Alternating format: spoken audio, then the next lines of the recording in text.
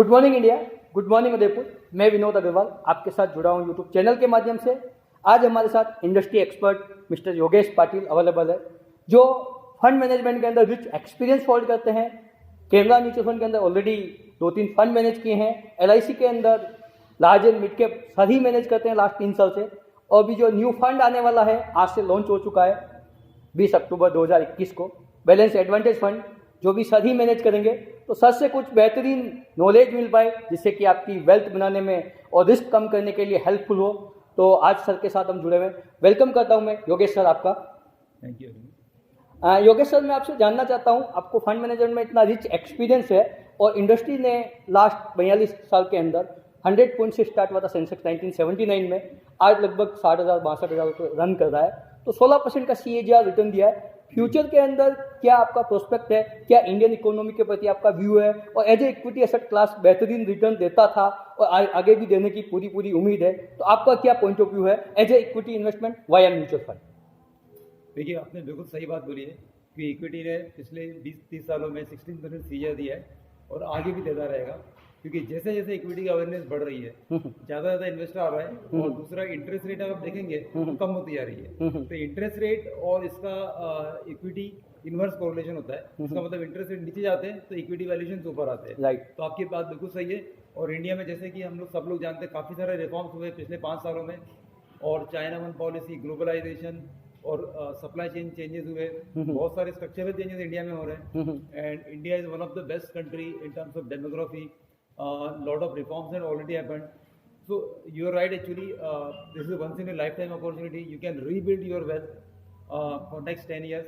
And as we know, government is already planning for $5 trillion economy. Yeah. Which is very much possible. And if moment we touch 5 trillion or maybe 10% plus minus here there, we can still achieve the equity market target basically. So long term looks very good. But maybe we need to be careful in short term because of last 2 years run and inflation. Yeah. Sir, equity market always हम तो long term के लिए ही suggest करते हैं। 5 years के लिए, below के लिए तो हम स्ट्रांगली मना करते हैं कि don't come into the equity market. If you wish to create the wealth then you have to stay long term vision. अगर लॉन्ग टर्म का व्यू है तो इन्फ्लेशन को बीट करते हुए रिटर्न आने की संभावना है एज पर योर एक्सपीरियंस। जी, बिल्कुल सही बात है, ये बिल्कुल बीट करेगा। लेकिन आप लास्ट 30 years में देखेंगे और दुनिया में कहीं पर भी देखेंगे, इन्फ्लेशन को एक ही एसेट क्लास ने बीट किया आज तक, वो इक्विटी। ओके। सर, मैं आपसे जानना चाहूँगा, आप जो लार्ज एंड मिड कैप आपका फंड जो आप मैनेज कर रहे हो, 3 साल के अंदर काफ़ी एक्स्ट्रा ऑर्डिनरी चेंजेज आया है जब से आपने LIC ज्वाइन किया है। तो लार्ज एंड मिड कैप जो फंड है वो किस कैटेगरी के इन्वेस्टर के लिए सूट करता है? कितना टेन्योर होना चाहिए तो उसको एक हैंडसम रिटर्न मिल जाए? 12-13%, 14%। हो सकता है कि लास्ट 1-2 साल में तो 40%, 50%, 60% रिटर्न दिया है, क्योंकि काफ़ी लोअर से हायर एकदम मार्केट में जंप लिया है। तो किस कैटेगरी के लिए सूट करता है? क्या रिस्क है? जैसे कि रिस्कोमीटर्स जो ऑलरेडी हम यहाँ पे शो कर रहे हैं उसके अंदर हायर रिस्क कैटेगरी में फॉल करता है। तो आपका क्या व्यू है particular large and mid cap fund को लेकर? देखिए, लार्ज एंड मिड कैप जो फंड है वो बेसिकली उन इन्वेस्टर्स के लिए जो थोड़ा ज़्यादा जोखिम उठाना चाहते हैं, Yes. ज़्यादा रिस्क लेना चाहते हैं और जिनका होराइजन थोड़ा लंबा है। या देखिए, मैं ये रिकमेंड नहीं करूँगा कि 65 या सीनियर सिटीजन इसमें इन्वेस्ट करें। ग्रेट। इसमें एक्चुअली आपको वैसा इन्वेस्टर चाहिए जो 5 से 10 साल तक होल्ड कर सके, क्योंकि ये फंड उनके लिए बहुत अच्छा है। क्योंकि इस फंड के जरिए आप सभी तरह के बिजनेस में अपॉर्चुनिटी ले सकते हैं। क्योंकि काफ़ी सारे जो बिजनेस लीडर होते हैं वो मिड कैप स्मॉल कैप में ही होते हैं। ग्रेट। वो लार्ज में नहीं होते। Right. तो उनका भी इवोल्यूशन हो रहा है। और जैसे China one plus policy, export growth, हर तरीके के जो लीडर्स है मिड कैप स्मॉल में अवेलेबल है। जैसे टेक्सटाइल, ऑटो एंसिलरी, लॉजिस्टिक, इन सभी के market leader mid cap small cap में ही है। Okay. तो आप अपॉर्चुनिटी मिस कर देंगे अगर आप पार्टिसिपेट नहीं करेंगे। Okay. तो यंगस्टर को तो इन्वेस्ट करना ही चाहिए। Okay. मे बी जो 50 प्लस है उनको एक बार सोचना चाहिए, but below 40 is must. I think if anybody want to take the opportunity, slightly higher risk. इसमें रिस्क भी ज़्यादा रहेगा, रिटर्न भी ज़्यादा रहेगा, बट होराइजन अगर आपका 5 to 8 years रहेगा तो आपको कोई प्रॉब्लम नहीं है। ओके। योगेश सर, मैं पूछना चाहूँगा, किसी बंदे की 75 years एज है और उसको पैसा है, उसके पास जो कॉर्पस है उसको उसकी लाइफ में यूज ही नहीं करना है, तो उसकी और उसकी स्पाउस की एक हैंडसम पेंशन आती है, वो चाहता है जो भी वेल्थ है अच्छी बने और मेरे को नेक्स्ट जनरेशन को ट्रांसफर करनी है, तो क्या ही कैन ऑल्सो इन्वेस्ट? देखिए अगर नेक्स्ट जनरेशन को ट्रांसफर करनी है तो बिल्कुल इन्वेस्ट कर सकता है। या जैसे LIC के पास चिल्ड्रन फंड है, हाँ हाँ LIC पे लार्ज एंड मिड कैप है, हाँ हाँ हम लोग रिसेंटली बैलेंस एडवांटेज लॉन्च कर रहे हैं, हाँ हाँ तो उसके भी काम आ सकता है हाँ, और हाँ। उसके नेक्स्ट जनरेशन में भी काम आ सकता है। बिल्कुल बिल्कुल। तो लार्ज एंड मिड कैप के लिए अगर लॉन्गर विजन है तो कोई इशू नहीं है, एज इज सेकेंडरी, बट उसको रिस्क एपिटाइट होना चाहिए, उसका लॉन्ग टर्म विजन होना चाहिए हाँ, और बिल्कुल सही बात। वो डाउन ट्रेंड के लिए रेडी होना चाहिए कि 100 रुपये का 85 80 भी हो जाए तो it's adjustable in terms of the returns. देखिए कोई भी मिड कैप और स्मॉल कैप में जिसको भी इन्वेस्ट करना है, अगर 5 से 8 साल का इसका व्यू है, हाँ हाँ कोई भी इन्वेस्ट कर सकते हैं। ओके खाली सीनियर सिटीजन का रहता है कि उनको पैसे की रिक्वायरमेंट होती है और उनको शॉर्ट टर्म में चाहिए रहता है और स्टडी इनकम चाहिए, तो लंबे समय तक रुक नहीं सकते। राइट तो इसके लिए वही रिकमेंड है, वरना अगर जिनके पास चाहे तो वो भी कर सभी कर सकते हैं, कर ऐसा नहीं सकते किसी को नहीं है। या पर उनका जो होराइजन जो है ना, हाँ, हाँ। आपका इन्वेस्टमेंट होराइजन आपको डिफाइंड चाहिए। 5 years प्लस चाहिए, 5 8 years 10 years 20 years। Okay okay. Yogesh sir मैं पूछना चाहूँगा, अभी आप जो स्पेसिफिकली बैलेंस एडवांटेज फंड लेके आ रहे हो, डायनेमिक एसेट एलोकेशन फंड है, इंडस्ट्री के अंदर काफ़ी अच्छा ग्रो कर रहा है, रिस्क भी इसके अंदर कंपेरेटिवली अदर इक्विटी फंड काफ़ी कम है और उसका टैक्सेशन भी I think so debt equity ही है। जी जी। तो आपके फंड में ये किस कैटेगरी के इन्वेस्टर को सूट करता है और लगभग कितने परसेंटेज रिटर्न की उसको उम्मीद करनी चाहिए? आज की डेट में FDR जैसे SBI की बैंक की FD की बात जी। करें तो 5.5% विद टैक्सेबल रिटर्न्स में है, तो उसके कंपेरिजन में कैसे सूट करता है, क्या प्रोबेबिलिटी है और क्या लगता है कि FD को ये 2-3-4% से बीट करेगा? देखिए गारंटी देना मुश्किल है, लेकिन बैलेंस एडवांटेज जो फंड है वो बेसिकली सभी तरह के निवेशकों के लिए काम आता है। जो हर तरह का इन्वेस्टर, चाहे FD वाला हो, चाहे डेट वाला हो, चाहे इक्विटी वाला हो, क्योंकि जो भी इक्विटी में बैठा है, तो ये मार्केट नीचे आता है, डर तो सभी को लगता है, नुकसान किसी को भी अच्छा नहीं लगता, सही चाहे बात छोटा है, या बड़ा। सही बात है। जो पहली बार आना चाह रहा है उसके लिए भी अच्छा है कि मॉडरेट फंक्शंस में आ रहा है। तो जिनके पास ऑलरेडी इक्विटी पोर्टफोलियो है उनको स्टेबिलिटी मिल जाएगी, जिनके पास इक्विटी नहीं है उनको स्लाइटली थोड़ा एडिशनल रिटर्न मिल जाएगा। ओके तो balance advantage basically equity allocation change करके आपका वोलेटिलिटी कम करता है। और अब 20 साल की हिस्ट्री देखेंगे, जैसे हमने अपना मॉडल 20 साल में बैक टेस्टिंग किया है, ओके तो उसने निफ्टी आउट परफॉर्म किया है और डेट मार्केट भी आउट परफॉर्म किया है। ओके तो ऐसे गारंटी मतलब ऐसे मैं उम्मीद करता हूँ फ्यूचर में भी मोस्ट प्रोबेबली हम लोग ये ट्राई करेंगे कि दोनों को इक्विटी और डेट दोनों को बीट करता है। Okay okay. मतलब इन शॉर्ट आप ये कहना चाहते हो कि हिस्ट्री की तरफ देखें, बैक टेस्टिंग में देखें तो जो बच्चा 10th तक मेरिट में आया है, 12th में जाके या BCom में जाके या BSc में जाके फेल नहीं हो सकता है अगर सब कंडीशंस नॉर्मल रही तो एक FD से तो बेटर रिटर्न देने की पूरी प्रोबेबिलिटी है, depend on the market conditions. देखिए कोई भी इक्विटी प्रोडक्ट जो है FD से ज़्यादा देता है, पर हम गारंटी नहीं दे सकते। नहीं, गारंटी जैसा तो कि अपनी आपने- इंडस्ट्री में ही नहीं है, क्योंकि जैसे- नीचे जैसे- लिखा हुआ ये disclaimer, mutual fund are subject to market risk, kindly read offer document before investing. जैसे कि आपने बिल्कुल सही बोला है कि जो 10वीं तक मेरिट में आया, हाँ, चांसेस उसी के ज़्यादा है। हाँ हाँ हाँ जो अचानक से अगर आप कोई बोलेगा मेरिट में आया अचानक से, वो कम होता है। मैं नानी हाँ, दुनिया में हर चीज़ हाँ, पॉसिबल, एवरीथिंग इज पॉसिबल, लेकिन चांसेस बता रहा हूँ, हाँ, हाँ। चांसेस आप जो बोल रहे सही है। क्या इसमें SWP 7% से लेना सुटेबल है इन्वेस्टर के लिए जिसका 5 साल या 10 साल का व्यू है? क्योंकि ऑलरेडी जब रिटायरमेंट फंड में डालता है या जो स्कीम्स है, सीनियर सिटीजन स्कीम्स, वहाँ 5 साल प्लस के टाइम के लिए ही पैसा डलता है, या जो पोस्टल स्कीम्स है उसमें भी 5 साल प्लस के लिए डलता है, तो क्या ये उसका रिप्लेसमेंट के रूप में अगर 5 साल प्लस का व्यू है तो क्या ये सुटेबल हो सकता है इन्वेस्टर के लिए?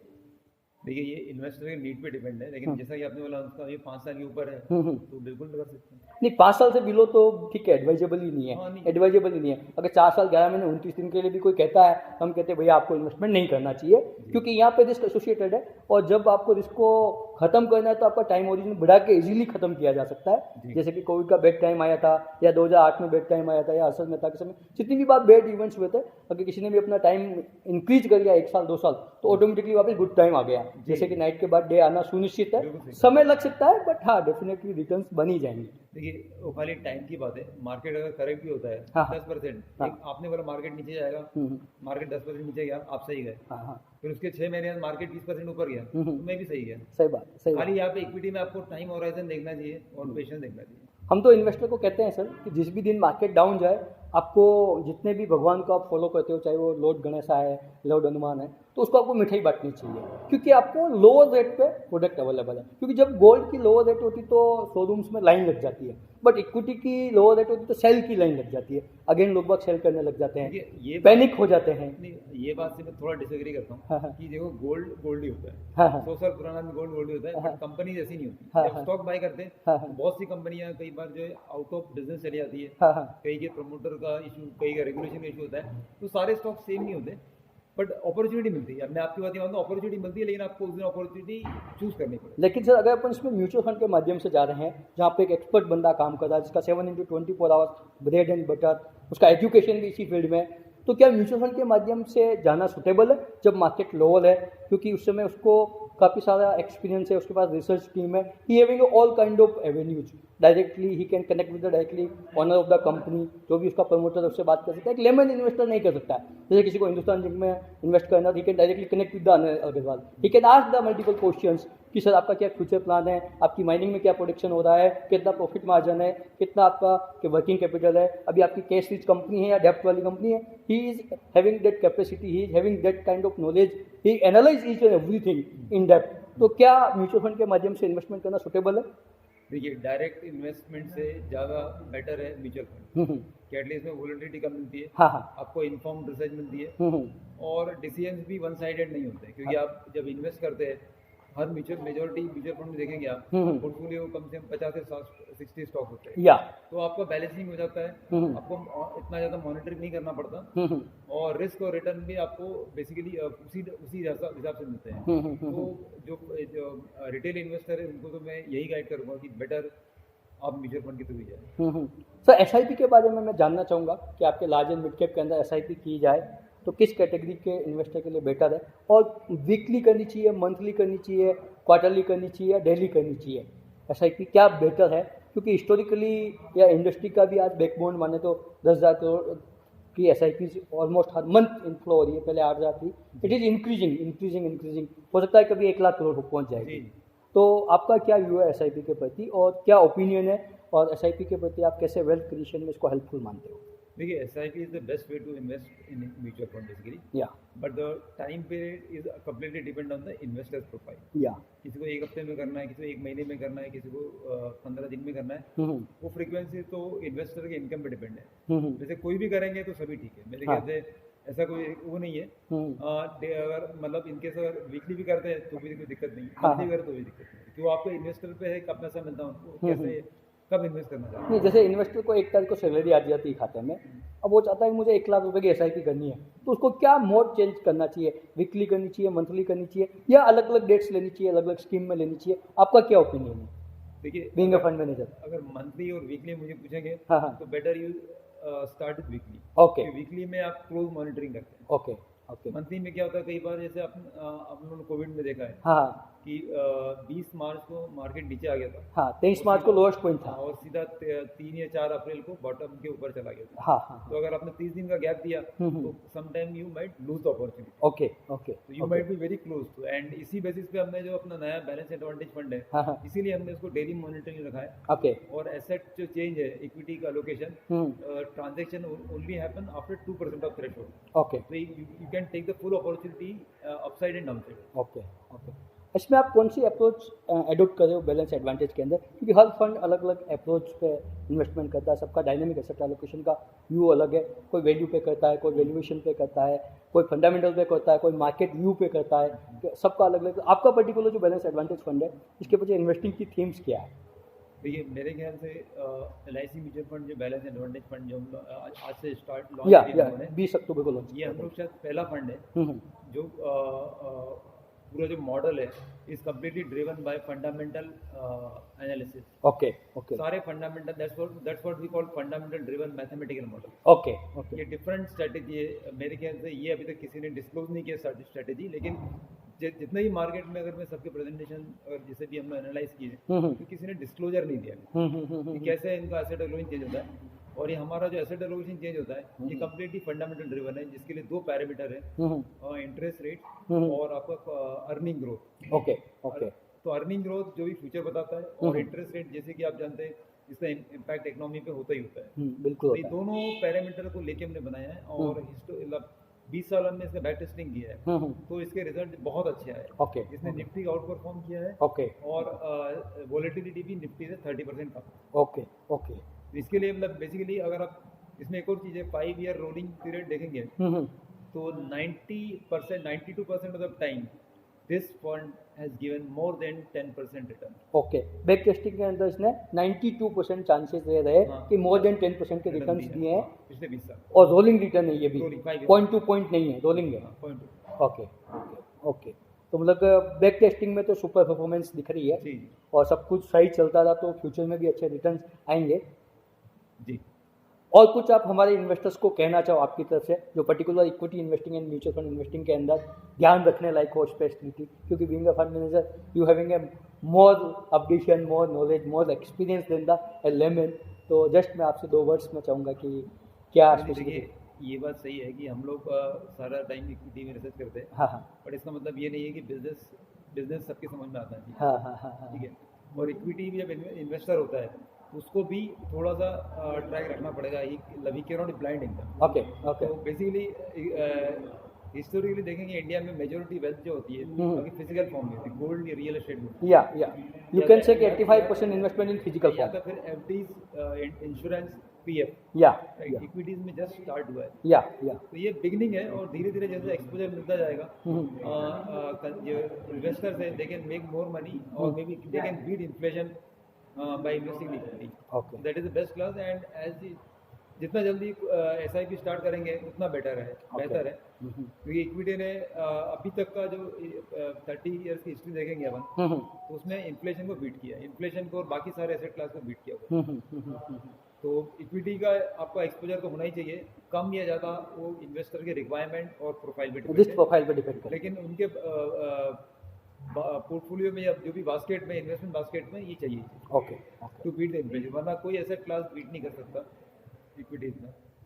और फ्यूचर में आप पर्टिकुलर किस सेक्टर पे बुलिश हो, like infrastructure, like government, like medical, या you can say pharmaceutical, particular कोई सेक्टर स्पेसिफिक आपका कोई जो आपको लगता है कि आने वाले 5-10 साल में स्पेसिफिकली ग्रो कर सकता है, संभावना में भी हो सकती है, it's depend on the situation, ultimately nobody knows कि 1 घंटे बाद क्या होने वाला, बट पास्ट डाटा के बेस पे क्या संभावनाएं लगती है?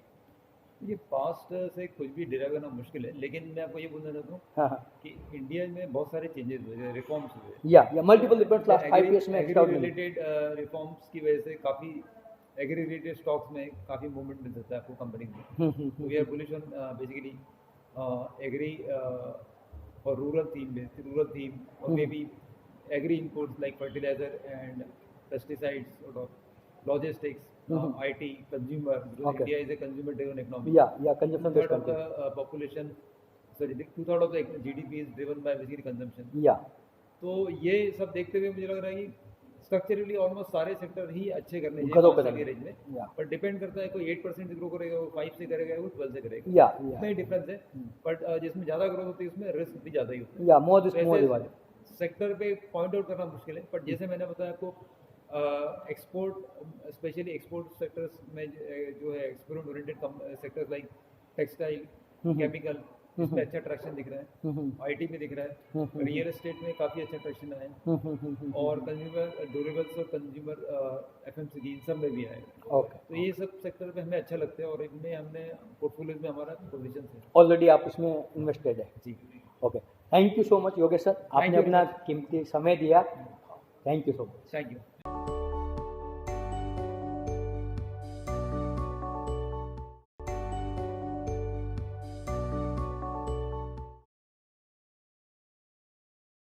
Mutual fund investments are subject to market risks. Read all scheme-related documents carefully.